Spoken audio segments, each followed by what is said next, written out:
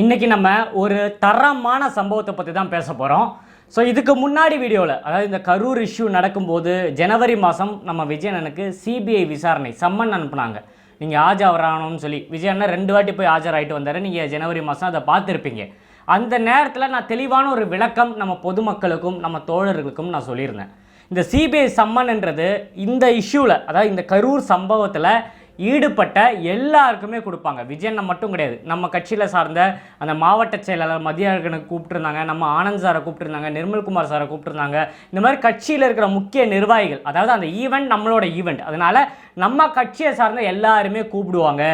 அதுக்கப்புறம் பார்த்தீங்கன்னா திமுகவை சேர்ந்த கரூர் மாவட்டத்தை சேர்ந்த எல்லாருக்குமே இந்த சம்மன் அனுப்பப்படும், அவங்களும் விசாரிப்பாங்கன்னு ஒரு டீட்டெயிலான விஷயம் சொல்லியிருந்தேன். அப்போ ஏகப்பட்ட பேர் கமெண்ட் பண்ணியிருந்தீங்க, பிரதர் அதெல்லாம் எப்படி இருக்கும், திமுகவை சேர்ந்த நிறைய உடன்பிறப்புகள் வந்து என்ன கண்ணா அப்படின்னா திட்டினீங்க, இது உங்களுக்கு மட்டும்தான் இருக்கும், ஏன்னா நீங்கள் தான் கொலைக்காரங்க, நீங்கள் தான் எல்லாம் செஞ்சீங்கன்னு சொல்லி நம்ம மேலே ஒரு மிகப்பெரிய நெகட்டிவிட்டியை பரப்புனாங்க. இன்னைக்கு என்ன நடந்திருக்கு?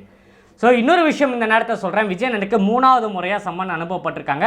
அது விட்னஸ், அதாவது என்னென்ன இருக்குது, அதாவது ஃபைனல் ஸ்டேஜுக்கு வந்துச்சு இந்த விசாரணை, அதுக்கான ஒரு ஃபைனல் சம்மன் ஒன்று அமைச்சிருக்காங்க. ஸோ நேற்று பார்த்தீங்கன்னா அது மிகப்பெரிய லெவலில் வைரலாக இருக்குது.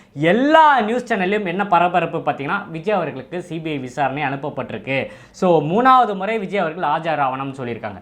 ஸோ ஆமாங்க, விஜயண்ணனுக்கு அமைச்சிருக்காங்க. விஜயண்ணா அதுக்கான தகுந்த ரிப்ளை கொடுத்துருக்காரு. இப்போ பார்த்தீங்கன்னா இன்றைக்கி இப்போ இந்த வீடியோ நீங்கள் பார்க்கும்போதெல்லாம் பார்த்தீங்கன்னா ஓரளவுக்கு நேர்காணலாம் நடந்துட்டு இருக்கு. கிட்டத்தட்ட 50 பேருக்கு மேலே பார்த்தீங்கன்னா நம்ம கேண்டிடேட்ஸை செலக்ட் பண்ணிட்டு இருக்காரு விஜயண்ணா இன்னைக்கு. ஸோ தொடர்ந்து ஒரு 3 நாள் 4 நாள் பார்த்தீங்கன்னா கட்சி சம்மந்தப்பட்ட வேலைகள் இருக்குது. ஸோ இந்த சம்மன் பார்த்தீங்கன்னா இன்றைக்கி வர சொல்லியிருந்தாங்க, டெல்லிக்கு இன்றைக்கி வர சொல்லியிருந்தாங்கன்னா விஜயண்ணா ஒரு கோரிக்கை ஒன்று வச்சிருக்காரு. ஸோ நமக்கு வந்து விஷயம் என்னென்னு பார்த்தீங்கன்னா, கடந்த அடுத்த 10 நாளில் பார்த்தீங்கன்னா நமக்கு கட்சி சம்மந்தப்பட்ட மீட்டிங்ஸு, இந்த கேண்டிடேட்ஸை அனௌன்ஸ் பண்ண வேண்டிய விஷயங்கள், தொகுதி வேலைகள், இந்த சுற்றுப்பயணம் மீன்ஸ் இந்த நிர்வாகிகள் சந்திப்பு, இந்த மாதிரி ஏகப்பட்ட விஷயங்கள் பார்த்தீங்கன்னா நம்ம ஷெட்யூல் பண்ணி வச்சிருக்கோம். ஏன்னா நமக்கு எலெக்ஷன் வந்து நெருங்கிட்டே இருக்குது. கிட்டத்தட்ட இன்னொரு 30-40 நாளில் எலெக்ஷன் வரப்போகுது. அதனால் அந்த வேலைகளெல்லாம் இருக்கிறனால நெக்ஸ்ட் ஒரு 15 டேஸுக்கு பார்த்தீங்கன்னா என்னால் வர முடியாது.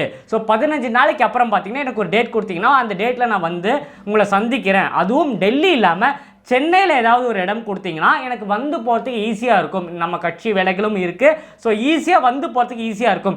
இதுக்கு நீங்கள் ஒரு அனுமதி கொடுத்தா நல்லா இருக்கும்னு சொல்லி நம்ம சைட்லேருந்து ஒரு ரிப்ளை நோட்டீஸ் ஒன்று கொடுத்துருக்காங்க. அதுவும் சிபிஐ விசாரணையில் என்ன சொல்லியிருக்காங்கன்னா, ஓகே உங்களோட சிச்சுவேஷன் எங்களுக்கு புரியுது. ஸோ நெக்ஸ்ட் 15 டேஸுக்கு அப்புறம் நம்ம அதுக்கான விஷயமாக நம்ம பார்த்துப்போம், நம்ம மீட் பண்ணலாம், நம்ம இந்த விசாரணையை நம்ம அடுத்த 15 நாளைக்கு மேலே வச்சுக்கலாம்னு சொல்லி சிபிஐ சைட்லேருந்தும் வந்திருக்குன்ற மாதிரி நமக்கு ரிப்போர்ட் கிடச்சிருக்கு. ஸோ இதுதான் நியூஸு மீடியாலாம் நம்ம பயங்கரமாக பரப்பிட்டு இருக்காங்க. பெய்டு ப்ரொமோஷன்ஸ் எல்லாம் பண்ணிட்டு இருக்காங்க. விஜய் அவர்களை திரும்பவும் டெல்லிக்கு கூப்பிட்டுருக்காங்க, கரூர் விவகாரம் சொல்லி பெரிய நியூஸ் வந்திருக்கு. ஆனால் யாருக்குமே தெரியாத ஒரு நியூஸை நான் உங்களுக்கு சொல்கிறேன். இப்போ ஓரளவுக்கு அது வெளியே வந்திருக்கு. இந்த வீடியோ பார்க்கும்போது உங்களுக்கு அது வெளியே வந்திருக்க வாய்ப்புகள் இருக்குது. அதாவது செந்தில் பாலாஜிக்கும் சம்மன் அனுப்பப்பட்டிருக்கு. இப்போ கிடையாதுங்க, 2 வாரத்துக்கு முன்னாடியே அமைச்சிருக்காங்க. ஏதாவது நியூஸில் இதை டெலிகாஸ்ட் பண்ணாங்களா? யாருக்குமே தெரியாது. அது என்ன விஜயண்ணனுக்கு அனுப்பும்போது மட்டும் இது ஃப்ளாஷ் நியூஸு எல்லா நியூஸ்லையும் பேசப்படுது. ஸோ செந்தில் பாலாஜிக்கு அமைச்சிருக்காங்க, யாருமே பேசலை. போன வீடியோவில், அதாவது ஜனவரி மாதம் போட்ட வீடியோவில் நான் சொல்லியிருந்தேன் எல்லாருக்குமே சம்மன் அனுப்புவாங்க. அதே மாதிரி எல்லாருக்குமே, ஒரு டிரைவர் முதல் கொண்டு, ஒரு ஆம்புலன்ஸ் டிரைவராக இருந்தாலும் அந்த ஊரில் இது சம்மந்தப்பட்ட எல்லாருக்குமே சம்மன் அனுப்பப்பட்டிருக்கு. அதில் செந்தில் பாலாஜியும் ஒருத்தர். அவர் என்ன பண்ணியிருக்காரு தெரியுமா? அவர் வீட்டுக்கு சம்மன் போயிருக்கு, யாரும் ரிசீவ் பண்ணல. அதுக்கப்புறம் ஆஃபீஸுக்கு அமைச்சிருக்காங்க, அவரோட ஆஃபீஸ், செந்தில் பாலாஜியோட ஆஃபீஸுக்கு, அங்கேயும் யாருமே ரிசீவ் பண்ணலை. அதுக்கப்புறம் சிபிஐ என்ன பண்ணியிருக்காங்கன்னா அவருக்கு மெயில் அமைச்சிருக்காங்க, அந்த மெயிலுக்கும் ரிப்ளை கிடையாது. ஸோ இது எல்லாமே அவாய்ட் பண்ணியிருக்காங்க. அப்போ என்ன காரணம்? அவர் மனசில் கனம் இல்லை, அவர் தப்பு செய்யலைன்னா அவர் அதை ரிசீவ் பண்ண வேண்டியதானே, அவர் ரிசீவே பண்ணலை. இன்னைக்கு, அதாவது இந்த வீடியோ பார்க்குறதுக்கு கொஞ்சம் மணி நேரம் முன்னாடி அவங்க சைட்லேருந்து யாரும் இந்த சம்மன் ரிசீவ் பண்ணியிருக்காங்கன்னு ரிப்போர்ட் வந்திருக்கு. ஸோ இந்த மாதம் ஏதோ ஒரு டேட் சொல்லியிருக்காங்க, 14, 15, 16லாம் சொல்கிறாங்க. அந்த டேட்டில் செந்தில் பாலாஜி டெல்லியில் ஆஜராக போகிறாரு அப்படின்னு சொல்லி ஒரு ரிப்போர்ட் வந்திருக்கு. இப்போ சொல்லுங்க, செந்தில் பாலாஜி என்டிஏ கூட்டணியில் சேர போறாரா? சொல்லுங்க. விஜய் அவர்கள் சம்மன் வந்தா விஜய் அவர்கள் என்டிஏ கூட்டணியில் சேர போறாரு, பிஜேபி அவர் உட்கார வச்சு, அதாவது இந்த தமிழ்நாட்டு மக்களுக்குள்ள ஒரு விஷயத்தை ஒன்று புகுத்த பார்க்குறாங்க. விஜய் அவர்களுக்கு இந்த சிபிஐ விசாரணை வந்தோன்னே பாரு விஜய் அவர்கள் டெல்லிக்கு போக போறாரு. ஸோ ஒரு இமேஜினேஷன், நம்ம படத்துல எல்லாம் பார்க்குற மாதிரி அவரை கூப்பிட்டு வந்து ஒரு ரூமில் இந்த விக்ரம் வேதா படத்தில் உட்கார வைப்பாங்க பாருங்க, அந்த மாதிரி விஜய் அவர்களை சென்ட்ரல் சீட்டில் உட்கார வச்சு சுற்றி பிஜேபி ஆளுங்கெல்லாம் இருப்பாங்க, விசாரணை நடத்துறேன்ற பேரில், இது பேர் விஜய் அவர்களே நீங்கள் வந்து எங்கள் கூட்டணிக்கு வரலன்னா நாளைக்கே உங்கள் மேலே கேஸ் ஃபைல் பண்ணி உங்களை நாங்கள் உள்ளே தள்ளிடுவோம், உங்கள் படம் ஜனநாயகன் ரிலீஸ் ஆகாது, நீங்கள் உடனே அங்கே போறீங்க, எடப்பாடி பழனிசாமியை பார்க்குறீங்க, கூட்டணியில் சேர்றீங்க.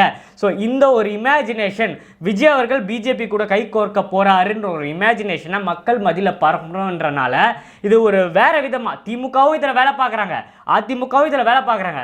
விஜய் அவர்களை காலி பண்ணுறதுக்கு ஒரு மிகப்பெரிய ஸ்கெட்சாக இதை ஒரு டூலாக பயன்படுத்தாங்க. சிபிஐ விசாரணையெல்லாம் அப்படி கிடையாது. ஸோ முன்னாடியே நம்ம டீமில் நம்ம கட்சியிலேருந்து ஒருத்தர் ப்ரெஸ் மீட் கொடுக்கும்போது சொல்லியிருந்தார், நாங்கள் போனோம், அவங்க கேட்ட கேள்விகளுக்கு நம்ம பதில் சொல்லணும், நம்ம தரப்பு நம்மளோட ஃபுட்டேஜஸ் நம்ம என்னென்ன பண்ணோன்றதை அவங்க கிட்டே கொடுத்தோம், ஓகே சொல்லி அவங்க அனுப்பிச்சிட்டாங்க. இதுதான் விசாரணை. ஸோ இதுக்குள்ளே இந்த மாதிரி ஒரு செட்டிங்லாம் நடக்குது, இப்படி பண்ணுறாங்கன்னு சொல்லி மக்கள் மத்தியில் ஒரு குழப்பத்தை ஏற்படுத்துகிறாங்க. இந்த நேரத்தில் நான் தெளிவாக ஒரு விஷயம் சொல்லிடுறேன். எங்களை பொறுத்த வரைக்கும், எங்கள் கட்சியை பொறுத்த வரைக்கும், எங்கள் அண்ணனை பொறுத்த வரைக்கும் பிஜேபியோட கூட்டு சேர்ற ஒரு நிகழ்ச்சியும் ஒரு மறைமுக கூட்டணியும் எதுவுமே கிடையாது. அது அண்ணாமலை இன்னைக்கு பிரஸ் மீட்ல சொல்லிட்டாரு, எங்களுக்குள்ள இந்த கூட்டணி பேச்சுவார்த்தைகள்லாம் கிடையாதுன்ற தெளிவான ஒரு ஸ்டேட்மெண்ட் கொடுத்துட்டாரு. நாங்களும் சொல்றோம், எங்களோட ஃபர்ஸ்ட் மாநாட்டில் சொன்ன விஷயம் தான் இப்போ சொல்றேன், பிஜேபிக்கும் எங்களுக்கும் எந்த சம்பந்தமும் கிடையாது. நாங்கள் ஒரு காலத்திலும் பார்த்தீங்கன்னா அவங்களோட கை கோர்க்க ஒரு முடிவு எடுத்தவும் கிடையாது, அந்த ஒரு பிளானே எங்களுக்கு கிடையாது. இன்னொரு சைடு பார்த்தீங்கன்னா திமுக, ஆமாம் எங்களோட எதிராளி திமுக.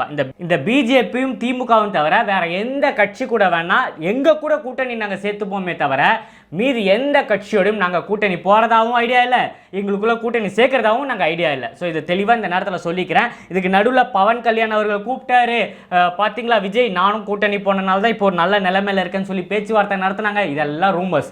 நேற்று வில்லிவாக்கத்தில் நம்ம ஆதவ அர்ஜுன் அவர்கள் கொடுத்த ப்ரெஸ் மீட்லேயே சொல்லிட்டாரு, ரூமர்ஸ்க்கெல்லாம் நான் பதில் சொல்ல விரும்பலைன்ட்டு. ஸோ நம்மளோட பார்வை 234 தொகுதியிலும் நம்ம யார் யாரை நிப்பாட்ட போகிறோம்னு சொல்லி நேர்காணல் நடந்துட்டுருக்கு, அதுக்கான வேலைகள் நடந்துட்டுருக்கு. ஸோ இதனால் நடுவில் வர வதந்திகள் யாரும் நம்ப வேணாம். ஸோ எங்களோட விஷன் கரெக்டாக இருக்குது. இப்போ செந்தில் பாலாஜி ஆஜராக போகிறார். அது மட்டும் இல்லாமல் நேற்று நம்ம இளைஞரணி மாநாடு, ஏதோ ஒரு மாநாடு திமுக சார்பாக திருச்சியில் நடந்திருக்கு. அதோட வீடியோ அடுத்தது நான் போடுறேன். அதோட நிலைமைகள் என்ன, அதோட எழுச்சி எப்படி இருந்ததெல்லாம் நான் வீடியோ அடுத்தது போடுறேன். அதுக்கு முன்னாடி ஒரு சின்ன ஒரு ஸ்டேட்மெண்ட் அவங்களுக்கு கொடுக்கணும்னு நினைக்கிறேன். ஸோ இந்த மாநாட்டில் திமுக நிர்வாகி ஒருத்தர் கலந்துக்கல. ஏன் தெரியுமா? அவருக்கும் சம்மன் அனுப்பப்பட்டிருக்கு. ஸோ அவர் ஊரில் இல்லை, டெல்லிக்கு போயிருக்காரு. அதனால் அவருக்கு இந்த நேரத்தில் பார்த்தீங்கன்னா இந்த கட்சியோட மாநாட்டில் கலந்துக்க முடியலன்னு சொல்லி அவர் ஒரு போஸ்ட் ஒன்று போட்டிருக்காரு. இந்த நிர்வாகி யார் தெரியுமா? இதுக்கு முன்னாடி நம்ம கரூர் அன்னைக்கு நம்மளோட சுற்றுப்பயணம் நடக்கும்போது நம்ம சுற்றுப்பயணம் ஈவினிங் நடக்குது, மத்தியானமே ஒரு பதிவு போட்டிருந்தார் அவரோட சோஷியல் மீடியாவில். இன்னைக்கு விஜய் அவர்கள் கரூர் வராரு, ஈவினிங் ஒரு சம்பவம் நடக்க போகுதுன்ட்டு. ஸோ அவருக்கு எப்படி தெரியும்? அந்த திமுக நிர்வாகிக்கு எப்படி தெரியும்? இப்போ அவருக்கு ஏன் சம்மன் அமைச்சிருக்காங்க தெரியுமா? இந்த பதவி அவர் ஏன் போட்டார்? ஸோ ஈவினிங் கரூரில் இந்த மாதிரி ஒரு சம்பவம் நடக்க போகுதுன்றத எப்படி அவருக்கு தெரிஞ்சுது? அதனால் அவருக்கும் சம்மன் அமைச்சு அவர் டெல்லிக்கு போயிருக்காரு. இந்த மாநாடு நடக்கும்போது அவரே அதை பதிவு போட்டிருக்காரு, என்னால் கலந்து கொள்ள முடியல, நான் டெல்லியில் வந்திருக்கேன், கரூர் விவகாரமாக நான் வந்திருக்கேன்னு சொல்லி பதிவு போட்டிருக்காரு.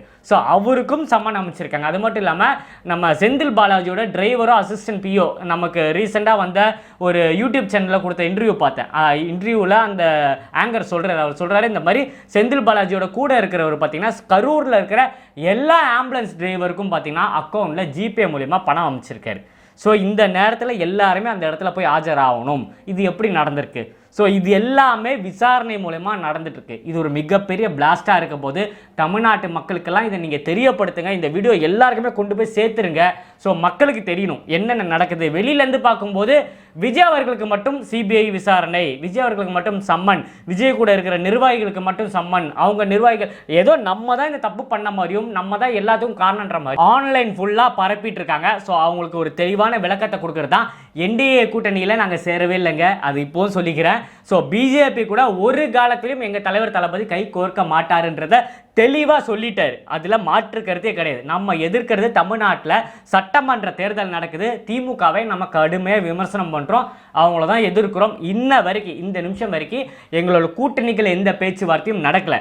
இப்போது நாங்கள் சொல்கிறோம், யார் எங்கள் கூட வந்தாலும் ஆட்சியிலும் பங்கு, அதிகாரத்திலும் பங்கு. அதில் திமுகவும் பிஜேபியும் தவிர யார் வேணா வரலான்றத எங்கள் தலைவர் போல்டான ஒரு ஸ்டேட்மெண்ட் கொடுத்துட்டார். இதில் எந்த மாற்றமும் கிடையாது. ஸோ இதுதான் இப்போ இருக்கிற கல நிலவரம். ஸோ 15 டேஸுக்கு அப்புறம் நம்ம விஜயன் அவங்க கூப்பிட்ட மாதிரி போவார். டெல்லிக்கு போகிறாரோ இல்லை சென்னையில் அரேஞ்ச் பண்ணுறாங்களான்றது சிபிஐ சைட்லேருந்து வரும். ஸோ அது நடக்க போது இது வரைக்கும் நம்மளோட வேலைகள் நடந்துட்டுருக்கு, பரபரப்பாக நம்ம வேலைகள் நடந்துட்டுருக்கு. கூடிய விரைவில் நம்ம கேண்டிடேட்ஸாக அனௌன்ஸ் பண்ண போகிறாங்க. ஸோ அதுக்கப்புறம் பாருங்கள், ஸோ வேறு லெவலில் இருக்க போது நம்ம நம்மளோட நிர்வாகிகளோட வேலைகள், நம்ம களப்பணிகள் எப்படி இருக்க போகுது, நம்ம மக்கள் சந்திப்பு எப்படி இருக்க போகுதுன்னெல்லாம் நீங்கள் பார்த்துட்டு தான் இருக்கீங்க. எங்களை எல்லாத்திலும் தடுத்து வச்சுருக்காங்க.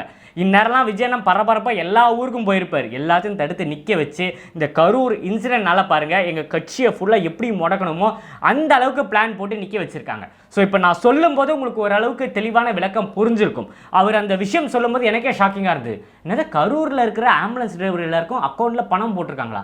இது என்னவா இருக்கும் நமக்கு யோசிக்க தோணுது தெரியுமா? இது நான் சொல்லலைங்க, அந்த யூடியூப்பில் அவர் சொல்கிறார். அவர் அழகாக அனலைஸ் பண்ணி அங்கே விசாரணைக்கு யார் யார் கூப்பிட்றாங்க, அவர் பொலிட்டிக்கலாக அவ்வளோ நாலேஜ் இருக்கிற பர்சன். அவர் சொல்லும்போது நமக்கு யோசிக்க தோணுச்சு, ஓ இப்படி ஒரு விஷயம் நடந்திருக்கோ. எதனால்? ஏன் நமக்கு ஆம்புலன்ஸ் இருக்குது, கரூர் விஷயத்தில் நம்ம டாக்டர் டீம் இருக்காங்க, நமக்குன்னு ஆம்புலன்ஸ் இருக்குது. ஏன் வெளியில் இருக்கிற ஆம்புலன்ஸுக்கெல்லாம் ஏன் செந்தில் பாலாஜி சைட்லேருந்து பணம் போனோம்? ஸோ இதனால தான் அவர் சம்மன் வாங்காமல் இருக்காரா? அப்படி அவர் வாங்கினார்னா அவர் போனால் மாட்டிப்பார். இந்த விவகாரத்தில் யார் யார் மேலே தப்பு இருக்குது, என்னென்ன இருக்குன்றதெல்லாம் ஃபுல் ஸ்டேட்மெண்ட் கூடிய விரைவில் வரும். அப்போ தெரியும் தமிழக வெற்றி கழகம் என்ன பண்ணாங்க, ஏன் திமுக இந்த அளவுக்கு இதில் இன்ட்ரெஸ்ட் காட்டுறாங்க. யோசிச்சு பாருங்க. இமீடியட்டாக அன்பில் மகேஷ் போகிற கேட்டால் நான் லோக்கலில் இருந்தேன்றாரு. அவருக்கும் அடுத்த வீடியோவில் ஒரு பதில் நான் சொல்கிறேன் பாருங்கள். ஸோ இந்த மாதிரி தமிழக வெற்றி கழகத்தையும் பற்றியும் நம்ம தலைவர் தளபதியை பற்றியும் உயிர் இருக்கிற வரைக்கும் பேசிக்கிட்டே இருப்பேன். இன்னும் நிறைய வீடியோவில் சந்திப்போங்க. ஸ்டாட்டா டேக்கர் பாபாய். நான் உங்கள் ஏஜே. நன்றி.